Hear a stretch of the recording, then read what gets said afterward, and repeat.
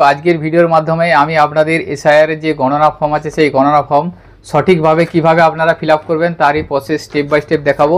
আপনারা এখন একটা এসআইআর এর গণনা ফর্ম দেখতে পাচ্ছেন। এই ধরনের গণনা ফর্ম আপনারা প্রত্যেকেই বাড়ি বাড়িতে পেয়ে যাবেন, বা অনেকে পেয়েও গেছেন বা অনেকে এখনও পাননি, সেটা পর দু একদিনের মধ্যে আপনারা পেয়ে যাবেন।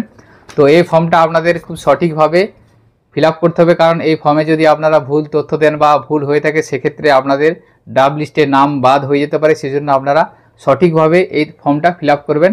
তো আজকের ভিডিওর মাধ্যমে আমি আপনাদের দেখাবো কিভাবে আপনারা সঠিকভাবে এই ফর্মটা ফিল আপ করবেন।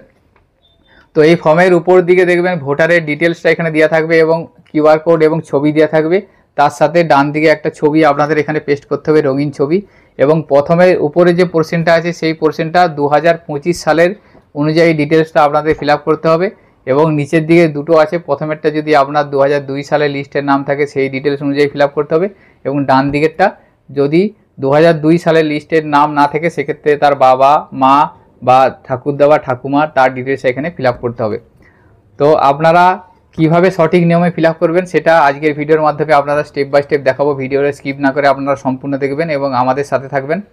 তো এসআইআর এই ফর্ম ফিল আপ সম্পর্কিত অনেকের মধ্যে অনেক প্রশ্ন থেকে থাকে, তো আজকে তাদের সম্পূর্ণ একটা সঠিক ধারণা দেওয়ার চেষ্টা করব। তো অনেকে ভাবছেন যে এসআইআর ফর্মটা কি বাংলাতে না ইংরাজি কিসে ফিল আপ করবো, বা এই ফরম্যাটটা আপনাদের বাংলাতে আছে কিন্তু এসআইআর ফর্মটা আপনাদেরকে ইংলিশে ফিল আপ করতে হবে।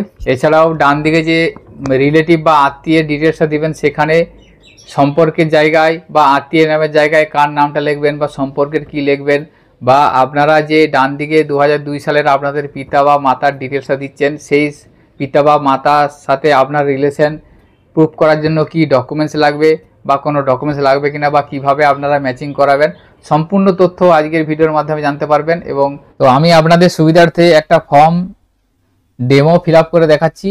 দেখুন এই ধরনের একটা গণনা ফর্ম আপনারা পাবেন। তো প্রথমে বলে রাখি এটা বাংলা ফরম্যাটে আপনারা পেয়ে যাবেন। তো এই ফর্মটা আপনারা ইংলিশ ফরম্যাটে ফিল আপ করবেন। এবং গণনার ফর্ম, এই ফর্মে প্রথমে name and contact number of BLO, অর্থাৎ বিএলওর নাম এবং কন্ট্যাক্ট নাম্বার এখানে দেওয়া থাকবে। এরপরে বাঁ দিকে দেখুন এখানে আছে ভোটারের ডিটেলসটা দেওয়া থাকবে, অর্থাৎ যে ভোটারের ফর্মটা আপনারা পেয়েছেন সেই ভোটারের নাম, এপিক নাম্বার এবং ঠিকানা ডিটেলস এখানে দেওয়া থাকছে। দ্বিতীয় অপশানে থাকবে ক্রমিক নাম্বার, অংশ, পার্ট নাম্বার এবং বিধানসভা কেন্দ্রের নাম, রাজ্যের নাম, অর্থাৎ 2025 সালের অনুযায়ী এটা অটোমেটিক প্রিন্টেড হয়ে আসবে। 3 নম্বরে একটা কিউআর কোড থাকবে এবং 4 নম্বরে একটা ছবি থাকবে, অর্থাৎ 2025 সালে ভোটার লিস্টে যে ছবি আছে সেই রিসেন্ট ছবিটা এখানে এসে যাবে। এবং ডান দিকে দেখুন 5 নম্বরে একটা অপশান আছে, এখান থেকে একটা রঙিন পাসপোর্ট ফটো এখানে পেস্ট করতে হবে। সেটা ব্যাকগ্রাউন্ড সাদা অথবা নীল যে কোনো এক কালারের হতে হবে, সেই ধরনের একটা রঙিন পাসপোর্ট ফটো এখান থেকে আপনারা পেস্ট করবেন। যেই ভোটারের ফর্ম ফিল আপ করছেন সেই ভোটারের এখান থেকে রঙিন পাসপোর্ট ফটো আপনারা লাগাবেন। এরপরে যে প্রথমের পোর্শনটা আছে দেখুন আমি আপনাদের মার্ক করে দেখাচ্ছি। এই পোর্শনটা 2025 সালের ভোটার তালিকা অনুযায়ী ফিল আপ করতে হবে, অর্থাৎ যে ভোটারের আপনারা ফর্মটা ফিল আপ করতে চাইছেন সেই ভোটারের 2025-এর ভোটার তালিকা অনুযায়ী প্রথম পার্টটা আপনাদেরকে ফিল আপ করতে হবে। প্রথমে দেখুন বলা আছে জন্ম তারিখ, এখান থেকে সঠিক জন্ম তারিখটা লিখে দিতে হবে ওই ভোটারের। সেটা আপনারা ভোটার কার্ড অনুযায়ী লিখতে পারেন বা অন্যান্য কোনো ডকুমেন্টস অনুযায়ী যে জন্ম তারিখটা আছে সেই জন্ম তারিখটা আপনারা লিখতে পারেন। অর্থাৎ আপনারা ভোটার কার্ডে যদি জন্ম তারিখ সংশোধন করে থাকেন সেক্ষেত্রে সংশোধনের কিছু নেই, অর্থাৎ এই ফর্মটা হচ্ছে এসআইআর ভেরিফিকেশন ফর্ম, এটা সংশোধনের কোনো ফর্ম নয়। সেই জন্য আপনারা এখানে বর্তমানে আপনাদের ডকুমেন্টসে যে জন্ম তারিখটি আছে অথবা আপনাদের ভোটার কার্ডে যে জন্ম তারিখটি আছে সেই জন্ম তারিখটি এখানটায় লিখে দিবেন।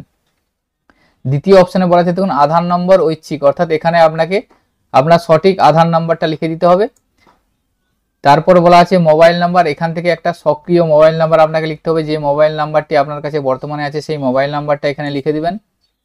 এরপর দেখুন বলা আছে পিতা বা অভিভাবকের নাম, এখান থেকে আপনার যে ভোটারের ফর্মটি ফিল আপ করছেন সেই ভোটারের পিতার নামটা লিখবেন। 2025 সালের ভোটার লিস্ট অনুযায়ী পিতার যদি নাম থেকে থাকে পিতার নাম লিখবেন, যদি মাতার নাম থেকে থাকে তাহলে মাতার নামটা এখানে লিখে দেবেন, অর্থাৎ অভিভাবক যিনি তার নামটা এখানে লিখে দেবেন।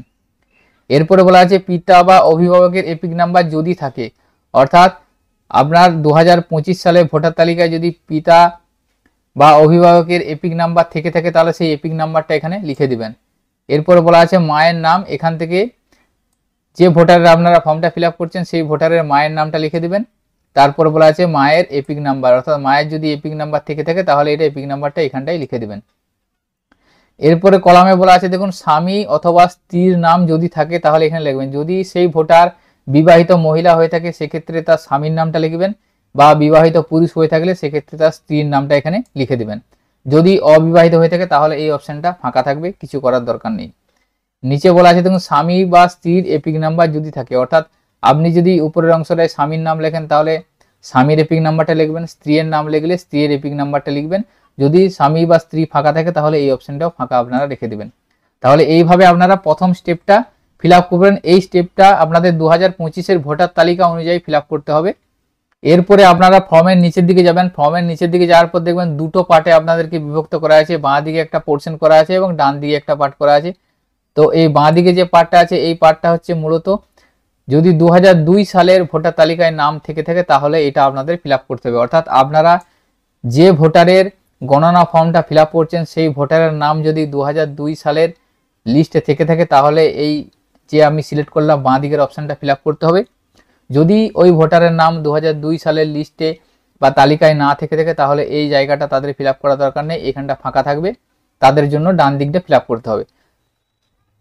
ধরুন আপনি আপনার ফর্মটা ফিল আপ করছেন, তাহলে আপনার যদি 2002 সালে ভোটার তালিকায় নাম থেকে থাকে তাহলে আপনাকে এই জায়গাটা বাঁ দিকটা ফিল আপ করতে হবে। এটা 2002 সালের ভোটার লিস্ট অনুযায়ী ফিল আপ করতে হবে। অর্থাৎ 2002 সালের ভোটার তালিকায় যে নাম, যে এপিক নাম্বার বা যে ডিটেলস আছে সেই অনুযায়ী আপনাদের ফিল আপ করতে হবে। সর্বপ্রথম বলা আছে নির্বাচকের নাম। এখান থেকে আপনারা নামটা লিখে দেবেন। 2002 সালের ভোটার তালিকায় যে নামটি আছে সেই নামটা আপনারা লিখে দেবেন। হতে পারে 2002 সালে ভোটার তালিকায় যে নাম আছে সেটা আপনারা কারেকশন করে 2025 সালে তালিকায় অন্য নাম আছে, সেক্ষেত্রে আপনারা 2002 সালের ভোটার তালিকার নামটা লিখবেন। যদি সেটা ভুল হয়ে থাকে তাহলে সেই নামটাই আপনারা এখানে লিখে দেবেন। এরপর এপিক নাম্বার যদি থাকে, অর্থাৎ 2002 সালের ভোটার তালিকায় যদি এপিক নাম্বার থেকে থাকে তাহলে লিখবেন, বা অনেকের 2002 সালের ভোটার তালিকায় এপিক নাম্বার থাকছে না, সেক্ষেত্রে তাদের কিছু লেখার দরকার নেই। এরপর এখানে আত্মীয়ের নাম। 2002 সালের ভোটার তালিকায় দেখবেন আপনার নামের পাশে আপনার আত্মীয়ের নাম যেটা লেখা আছে সেটা লিখবেন। যদি বাবার নাম থাকে বাবার নাম লিখবেন, মায়ের নাম থাকলে মায়ের নাম লিখবেন, যেটা আত্মীয়ের নাম করা আছে সেটা এখানে লিখে দেবেন লিস্ট অনুযায়ী। এরপর সম্পর্কটা এখানে লিখবেন। যদি আত্মীয় বাবা হয়ে থাকে তাহলে পিতা লিখবেন, মা হয়ে থাকলে মাতা লিখবেন, এভাবে সম্পর্কটা লিখে দেবেন। এরপর এখান থেকে জেলার নামটা লিখবেন। তারপর বলা আছে রাজ্যের নাম, এটা পশ্চিমবঙ্গ যদি হয়ে থাকে রেখে দেবেন। এরপরে আপনারা এখানে বিধানসভা কেন্দ্রের নাম, আপনারা 2002 সালে ভোটার তালিকা দেখে নেবেন যে বিধানসভা কেন্দ্র আপনাদের কি আছে সেটা এখান থেকে লিখে দেবেন। এরপরে বিধানসভা কেন্দ্রের নাম্বারটা লিখবেন। এটা আপনারা 2002 সালে ভোটার তালিকায় এই সমস্ত বিবরণটা পেয়ে যাবেন। অংশ নাম্বার যেটা আছে সেটাও লিখে দেবেন এবং ক্রমিক নাম্বার অর্থাৎ সিরিয়াল নাম্বারটা লিখে দেবেন যে কত নম্বর সিরিয়ালে আপনার 2002 সালে ভোটার তালিকায় আছে। তো এইভাবে এটা 2002 সাল অনুযায়ী ফিল আপ করবেন। যদি আপনার 2002 সালে অনুযায়ী 2002 সালের লিস্টে ভোটার লিস্টে নাম না থেকে থাকে তাহলে এই জায়গাটা আপনারা ফাঁকা রাখবেন, এটা ফিল আপ করার প্রয়োজন হবে না। তো আপনার যদি 2002 সালের ভোটার তালিকায় নাম না থাকে সেক্ষেত্রে আপনাদের এই ডান দিকের পোর্শনটা আপনাদেরকে ফিল আপ করতে হবে। ডান দিকের অপশনটা হচ্ছে যে সমস্ত ব্যক্তির 2000 বা যে ফর্মটা ফিল আপ করছেন তার যদি 2002 সালের নাম না থেকে থাকে তাহলে এখানে তার আত্মীয়ের বিবরণের ডিটেলসটা এখানে দিতে হবে। তো প্রথমের অপশনটা কি বলা আছে নাম, অর্থাৎ এখানে আপনার পিতার যদি নাম 2002 সালে ভোটার তালিকায় থেকে থাকে তাহলে সেক্ষেত্রে আপনি দিতে পারবেন। আপনার মাতার নাম থেকে থাকলে দিতে পারবেন। ঠাকুরদা অর্থাৎ বাবার নাম থাকলে দিতে পারবেন। ঠাকুমা অর্থাৎ বাবার মায়ের নাম থাকলে দিতে পারবেন। এই চারজনকার নাম থাকলে যে কোনো একজনকার ডিটেলস আপনি এখানে দিতে পারবেন। ধরুন আপনার নাম 2002 সালে ভোটার তালিকায় নেই, আপনার বাবার আছে, সেক্ষেত্রে আপনি আপনার বাবার ডিটেলস দিলেন। আপনার যদি মায়ের থাকে মায়ের দিতে পারেন, ঠাকুরদা বা ঠাকুমা দিতে পারেন। সেই জন্য এখানে 2002 অনুযায়ী সেই নামটা লিখবেন। অর্থাৎ 2002 সালে ভোটার তালিকায় আপনার বাবার নাম দিলে বাবার নাম যে নামটা আছে সেটা লিখবেন, মায়ের ডিটেলস দিলে সেই মায়ের নামটা লিখবেন, এইভাবে নামটা লিখবেন। এরপর বলা আছে দেখুন এপিক নাম্বার যদি থাকে, অর্থাৎ আপনি ধরুন আপনার বাবার বিবরণটা দিচ্ছেন তাহলে আপনার 2002 সালে আপনার বাবার যে এপিক নাম্বার সেটা এখানে লিখবেন লিস্টে যেটা আছে। যদি এপিক নাম্বার ফাঁকা থাকে তাহলে এটা ফাঁকা রেখে দেবেন। এরপর বলা আছে আত্মীয়ের নেম, অর্থাৎ আপনারা দেখবেন 2002 সালে যে আপনার বাবার ডিটেলসটা দিচ্ছেন সে আপনার বাবার আত্মীয়ের নাম দিয়ে আছে, অর্থাৎ আপনার বাবার নাম নিশ্চয়ই থাকবে, সেই বাবার নামটা এখানে লিখে দিবেন। তারপর এখানে সম্পর্কের জায়গায় লিখবেন পিতা লিখে দেবেন। যদি বাবার বাবা হয়ে থাকে তাহলে পিতা লিখবেন, অর্থাৎ এই না আত্মীয়ের যে নামটা দিচ্ছেন তার সাথে 2002 সালের যে আপনি ডিটেলসটা দিচ্ছেন তার সম্পর্কটা এখানে লিখে দেবেন। এরপর এখানে জেলার নাম লিখবেন, রাজ্যের নামটা লিখে দেবেন। তারপরে সেম একইভাবে বিধানসভা কেন্দ্রের নাম লিখবেন 2002 সাল অনুযায়ী, বিধানসভা কেন্দ্রের নাম্বার, অংশ নাম্বার এবং ক্রমিক নাম্বার অর্থাৎ সিরিয়াল নাম্বারটা লিখে দেবেন। তো এখানে একটা জিনিস বলে রাখি, ধরুন আপনি ফর্ম ফিল আপ করছেন 2002 সালে, আপনার লিস্টের নাম নেই এবং 2002 সালে আপনার পিতার নামও নেই, সেক্ষেত্রে আপনার মাতার নাম যদি থেকে থাকে তাহলে আপনারা সম্পর্কটা কিভাবে লিখবেন বা আত্মীয়ের নাম কিভাবে লিখবেন। তাহলে এখানে প্রথমে আপনি আপনার মাতার নামটা লিখবেন অর্থাৎ আপনার মায়ের নাম লিখবেন, ভোটার কার্ড থাকলে নাম্বার দেবেন এবং আত্মীয়র ক্ষেত্রে দেখবেন আপনার 2002 সালে ভোটার তালিকায় আপনার মায়ের নামের পাশে আত্মীয়র নাম হিসাবে কার নাম দিয়ে আছে, যদি তার বাবার নাম থাকে তাহলে মায়ের বাবার নামটা লিখবেন, আর যদি আপনার মায়ের স্বামীর নাম অর্থাৎ আপনার বাবার নাম লেখা থাকে তাহলে এখানে আপনার মায়ের স্বামীর নামটা লিখবেন। সেটা দেখে নেবেন 2002 সালের ভোটার তালিকায় কিভাবে আছে। তো এখানে আপনার মায়ের ডিটেলস ফিল আপ করলে আত্মীয়ের নাম যদি তার স্বামীর নাম লেখা থাকে তাহলে এখানে সম্পর্কের জায়গায় স্বামী লিখে দেবেন, সেক্ষেত্রে পিতা হবে না, অর্থাৎ যেহেতু আপনার মায়ের ডিটেলস দিচ্ছেন এবং আত্মীয়ের নাম অনুযায়ী তার স্বামী উল্লেখ আছে সেই জন্য এখানে আপনাকে স্বামী লিখতে হবে। তো এইভাবে আপনারা ডিটেলসটা ফিল আপ করবেন এবং এখানে ডিটেলস ফিল আপ করার পর দেখুন বলা আছে এখান থেকে আপনাদের নির্বাচক বা ভোটার যিনি তার সই করতে হবে অথবা তার পরিবারের কোনো সদস্যের সই বা টিপছাপ এখানে দিতে হবে। তো এখানে অনেকেই বলবেন যে 2025 সালের যার ফর্মটা ফিল আপ করছেন তার 2002 সালে ভোটার লিস্টে যদি নাম থেকে থাকে অর্থাৎ বিবাহিত মহিলা হয়ে থাকে তাহলে ডান দিকে তার বাবার ডিটেলসটা যখন ফিল আপ করবেন তাহলে বিএলওরা কিভাবে বুঝবেন যে যে তথ্যটা দিচ্ছেন সেই তথ্যটা সঠিক কিনা বা আদৌ তার বাবা কিনা, সেক্ষেত্রে আপনাদের এখানে বলা আছে দেখুন 3 নম্বর অপশনটায়, আমি এই বিষয়ে সচেতন যে এই আবেদন সংক্রান্ত কোনো বিবৃতি বা ঘোষণা যা মিথ্যা আমি মিথ্যা বলে জানি বা বিশ্বাস করি অথবা সত্য বলে বিশ্বাস করি না তা 1950 সালের জনপ্রতিনিধিত্ব আইনের 31 নম্বর ধারা 1950-এর 43 অনুযায়ী 1 বছর পর্যন্ত কারাবাস বা জরিমানা বা উভয়ভাবে শাস্তিযোগ্য অপরাধ হিসাবে গণ্য হবে। অর্থাৎ আপনি যে উপরের তথ্যগুলো দিচ্ছেন এটা সঠিক তথ্য দিচ্ছেন, যদি ভুল হয়ে থাকে তাহলে আপনার বিরুদ্ধে শাস্তি নেওয়া হবে, সেই হিসাবে আপনি ঘোষণাপত্র দিয়ে আপনি তবেই সই করছেন। অর্থাৎ আপনি যে তথ্যটা আপনি ফিল আপ করছেন সেটা সম্পূর্ণ দায়িত্ব আপনার, অর্থাৎ সঠিক তথ্য দিয়ে আপনাকে ফিল আপ করতে হবে। এবং এখানে নিচের দিকে বলা আছে দেখুন বিএলও সর্বশেষ এসআইআর নির্বাচক তালিকা থেকে আমি বিবরণগুলি যাচাই করে দেখে নিয়েছি, অর্থাৎ বিএলও কাছে এখানে ঘোষণা দিচ্ছে সমস্ত ডিটেলসটা আমি যাচাই করে দেখে নিয়েছি, তারপর এখানে যিনি বিএলও আছে তিনি এখানে সই করবেন। তো বিএলও সেক্ষেত্রে আপনাদের লিঙ্কেজ হিসাবে ধরুন আপনার সাথে আপনার যে বাবার তথ্যটা সঠিক দিয়েছেন সেই জন্য হয়তো প্রয়োজনে একটা ডকুমেন্টস বিএলও দেখতে পারে, সেই ডকুমেন্টসটা দেখে আপনারা এখানে বিএলও ভেরিফিকেশন করে সই করে নিতে পারবেন। তো এইভাবে আপনারা সঠিকভাবে আপনাদের ফর্মটা ফিল আপ করবেন। সঠিকভাবে ফর্মটা ফিল আপ করার পর ড্রাফট লিস্ট প্রকাশিত হবে, সেই ড্রাফট লিস্টে আপনাদের নাম এসে যাবে।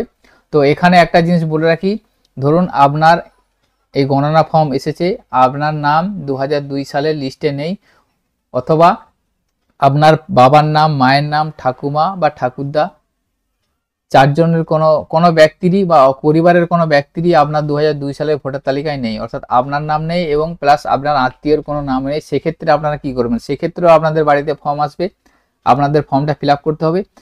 সেজন্য আপনারা এই প্রথম পার্টটা ফিল আপ করবেন, উপরের অংশটা শুধুমাত্র ফিল আপ করবেন, ফিল আপ করার পর নিচে সই করে ফর্মটা জমা করবেন।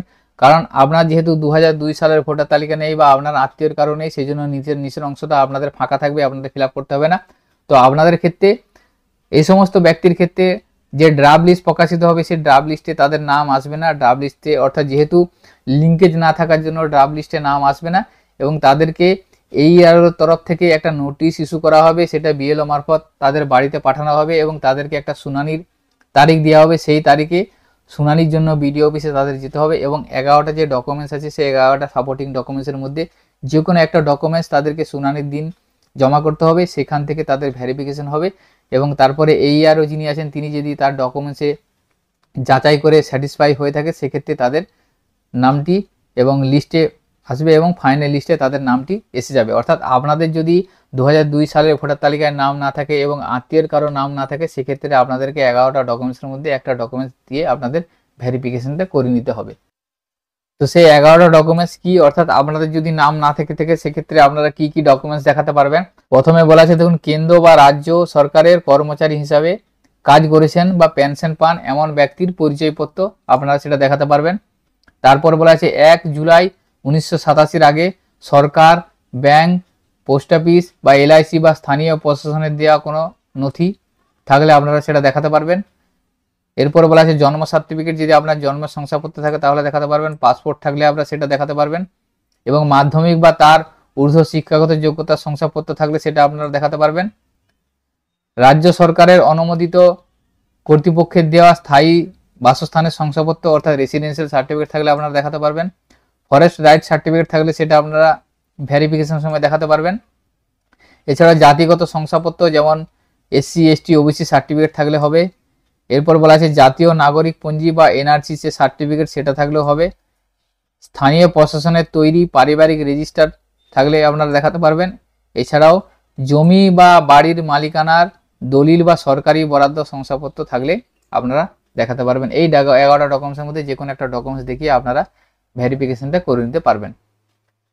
তো আজকের ভিডিওতে এই ইনফরমেশনটি আপনাদের সাথে শেয়ার করা ছিল। সকলের সুবিধার্থে ভিডিওটি শেয়ার করবেন। ভিডিওটি যদি ভালো লেগে থাকে লাইক করবেন। আমাদের চ্যানেলে যদি আপনারা নতুন হয়ে থাকেন চ্যানেলটিকে সাবস্ক্রাইব করে রাখবেন। পাশে থাকা বেল আইকন প্রেস করবেন যাতে এই ধরনের আরো ইনফরমেটিভ ভিডিও নোটিফিকেশন আপনারা সহজেই পেয়ে যেতে পারেন। সকলে ভালো থাকবেন, সুস্থ থাকবেন। ধন্যবাদ।